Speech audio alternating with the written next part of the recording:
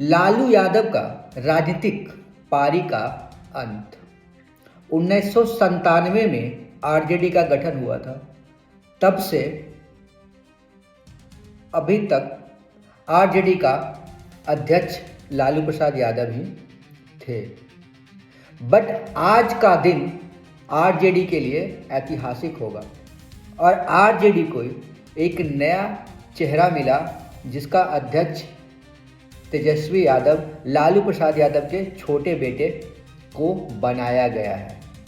विधानसभा में भी नेता प्रतिपक्ष की भूमिका तेजस्वी यादव ही निभा रहे हैं।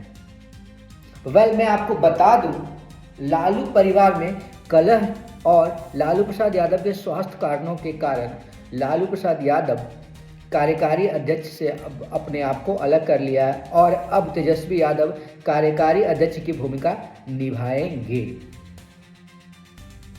कुछ बिंदु है जिस पे हम चर्चा कर लेते हैं, क्यों लालू प्रसाद यादव कार्यकारी अध्यक्ष की भूमिका को छोड़ दिए। सबसे पहला कारण है उनका स्वास्थ्य कारण, उनका किडनी प्रॉब्लम सबसे पहला कारण है। दूसरा, तेजस्वी की बढ़ती भूमिका। तीसरा, लैंड फॉर जॉब का मामला, जिसके कारण उनको काफ़ी ज़्यादा परेशानियों का सामना करना पड़ रहा है। चौथा है पारिवारिक संतुलन। दरअसल आए दिन लालू प्रसाद यादव की छोटे बेटे तेजस्वी यादव और बड़े बेटे और उनकी बेटी के बीच में कलह जो है वो सामने मीडिया के सामने आ गया है, जिसका भी एक कारण माना जा सकता है लालू प्रसाद यादव ने एक आधिकारिक रूप से अपने छोटे बेटे को कार्यकारी अध्यक्ष बना दिया। हालांकि अभी भी अध्यक्ष वो 2028 तक बने रहेंगे, बट पार्टी में सबसे ऊंचा कद तेजस्वी यादव का ही होगा और उनके फैसले मायने रखेंगे। हालांकि ये बैठक पार्टी के और सब लोग भी मौजूद थे, उसमें लिया गया है। क्या तेजस्वी यादव आने वाले टाइम में, आने वाले समय में आरजेडी के लिए लाभदायक होंगे? ऐसा अनुमान लगाया जा रहा था कि पार्टी का अध्यक्ष जो होगा लालू परिवार से ही होगा, क्योंकि बाहर वाले का तो सवाल ही नहीं पैदा होता है। और हुआ भी वही, लालू प्रसाद यादव के जो वंशज है, जो उनके सुपुत्र हैं, छोटे सुपुत्र, उनको ये पद दिया गया है। उनके बड़े बेटे जो तेज प्रताप यादव है, उनको पार्टी से निकाल दिया गया था कुछ कारणों के कारण, जिसके कारण उन्होंने बगावत किया और एक नया पार्टी बनाए थे। और उनकी बेटी है, उनके साथ भी थोड़ा सा कलह चल रहा है। क्या इस डिसीजन के साथ लालू प्रसाद यादव का राजनीतिक जो है सिलसिला अब अंत हो गया है? दरअसल उसमें एक उम्र का भी बहुत ज़्यादा मायने रखता है। लालू प्रसाद यादव की ढलती उम्र और स्वास्थ्य कारण भी एक मायने रखता है।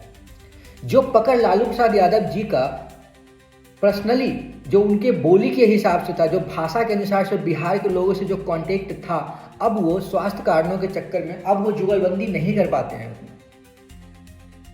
जिसके कारण भी शायद ये आरजेडी के लिए फैसला सही है। 1997 में ये पार्टी बनी थी आरजेडी, राष्ट्रीय जनता दल, और तब से अभी तक लालू प्रसाद यादव जी ही उसके अध्यक्ष थे।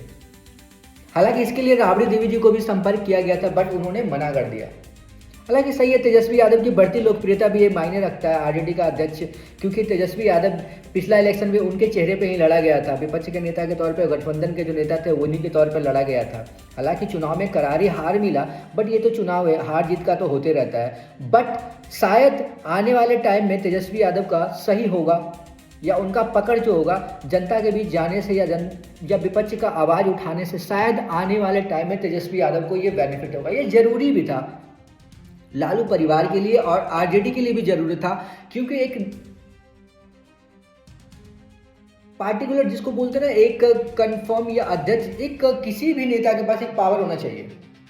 पार्टी के सदस्य के पास या कोई भी हो, एक तगड़ा होना चाहिए। तेजस्वी यादव में वो दिखता है। हाँ, चुनाव हार रहे हैं, नो डाउट, लेकिन जब तक वो मुख्यमंत्री थे अपने राज्य के लिए काम किया था। ऐसा नहीं कि उन्होंने काम नहीं किया था।